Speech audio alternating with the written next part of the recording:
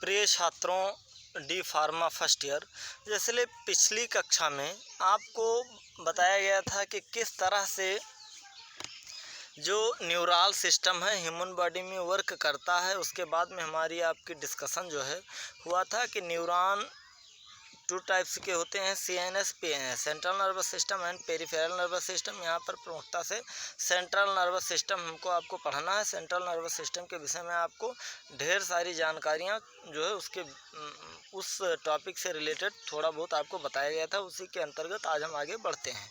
उसके पहले हम आगे बढ़ें, थोड़ा सा न्यूरल सिस्टम के विषय में बता देना आवश्यक है। Neural system is all animals neural system of all animals is composed of highly specialized cell is called neurons। Neural system, चाहे वह सेंट्रल नर्वस सिस्टम हो चाहे वह पेरिफेरल नर्वस सिस्टम हो, हर प्रकार की न्यूरल सिस्टम जो कंपोज्ड होती है एक स्पेशलाइज्ड सेल से, उसको न्यूरॉन्स कहते हैं। जो न्यूरॉन्स होते हैं उनके डिफरेंट पार्ट्स पाए जाते हैं।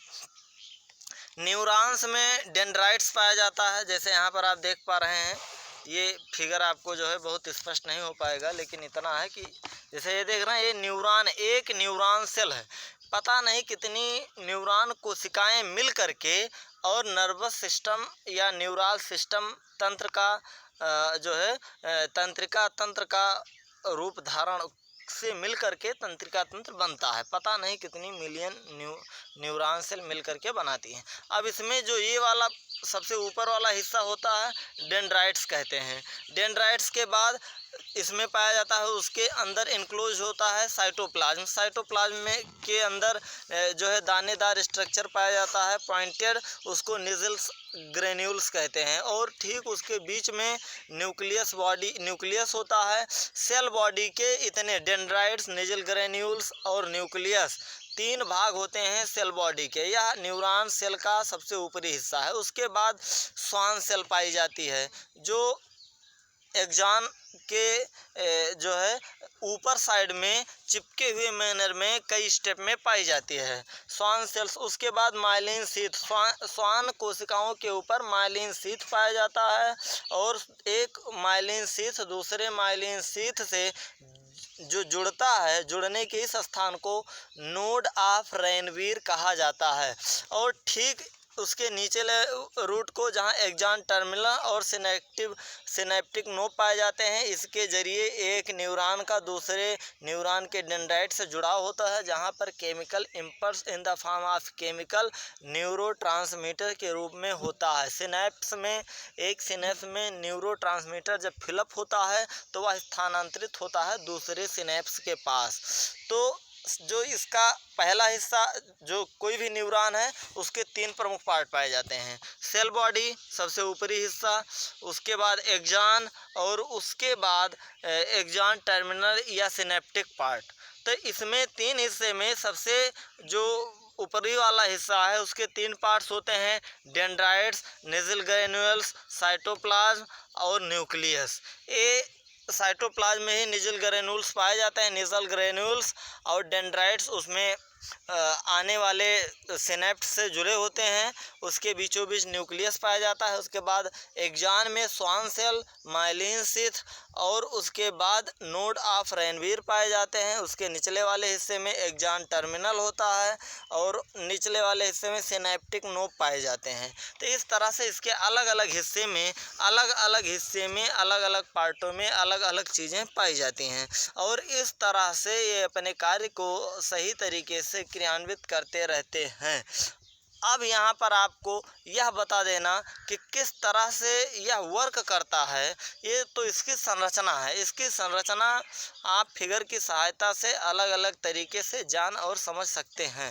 अब इसके फंक्शंस क्या हैं, तो सम्मिलित रूप से आपको कल ही बताया गया था, इन्फॉर्मेशन को ट्रांसफ़र करना है, इन्फॉर्मेशन को स्थानांतरित हस्तांतरित करने की प्रक्रिया को क्रियान्वित करता है हमारा neural system.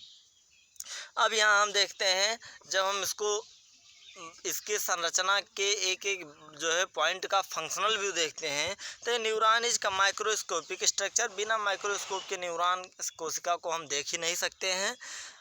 Composed of 3 major part, 3 प्रमुख भाग से मिलकर के बना हुआ होता है। Cell body, dendrites and axon.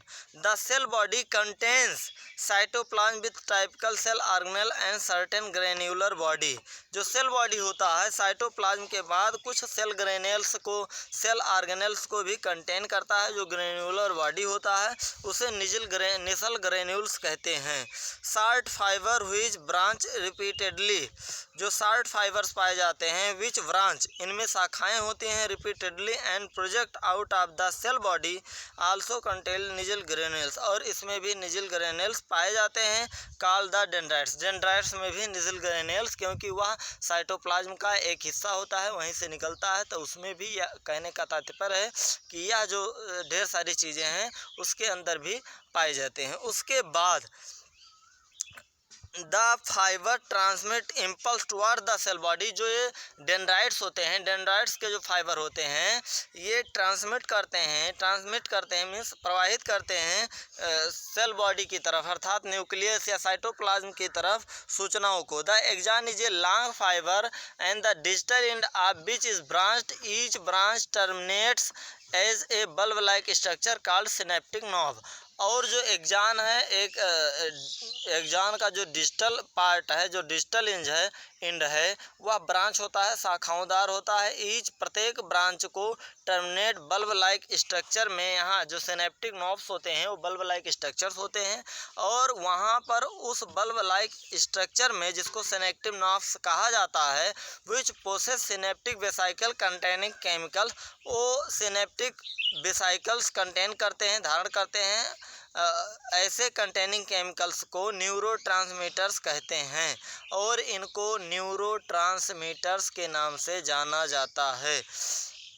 The axons transmit nerve impulses away from the cell body, जो एक्सॉन्स होते हैं ट्रांसमिट करते हैं नर्व इम्पल्स को, एक स्थान से दूसरे स्थान पर पहुंचाते हैं। Away from the cell body, cell body से दूर, टू ए सिनेप्स और टू ए न्यूरोमस्कुलर जंक्शन, और जिसके कारण ये न्यूरोमस्कुलर जंक्शन, न्यूरोमस्कुलर, जहाँ पर एक न्यूरॉन का दूसरे न्यूरॉन, सिनेप्टिक नॉब की बात हो रही है, एक न्यूरॉन से दूसरे न्यूरॉन जुड़ते हैं, उसको न्यूरोमस्कुलर जंक्शन कहा जाता है, और वहाँ से एक न्यूरॉन कोशिका के द्वारा वह जो सूचना का संग्रहण है दूसरे न्यूरॉन तक पहुँचाने का प्रयास किया जाता है।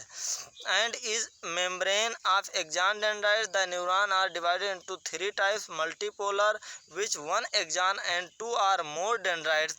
मल्टीपोलर्स होते हैं जिनमें एक एक्सॉन होते हैं, 2 या 2 से अधिक डेंड्राइट्स होते हैं।